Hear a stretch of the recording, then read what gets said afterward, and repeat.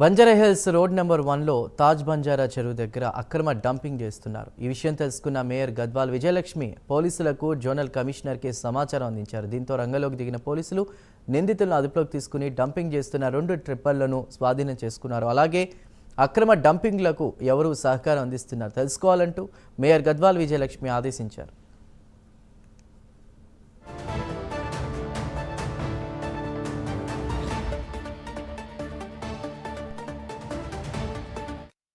హైదరాబాద్ బంజారాహిల్స్లో అక్రమ డంపింగ్ వ్యవహారంపై మరిన్ని డీటెయిల్స్ మా ప్రతినిధి కుమార్ అందిస్తారు.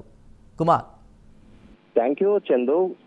బంజారాహిల్స్ రోడ్ నెంబర్ 1లో తాజ్ బంజారా చెరువు దగ్గర కొంతమంది ప్రైవేట్ వ్యక్తులు లారీల ద్వారా మట్టి డంపింగ్ చేస్తున్నారని సమాచారం అందుకున్న నగర్ మేయర్ గద్వాల్ విజయలక్ష్మి బంజారాహిల్స్ పోలీసుకు అలాగే మరి జోనల్ కమిషనర్ కి అయితే సమాచారం అయితే అందించారు. దీంతో అక్కడకు చేరుకున్న బంజారాహిల్స్ పోలీసులు డంపింగ్ చేస్తున్న 2 టిప్పర్లను అయితే స్వాధీనం చేసుకున్నారు.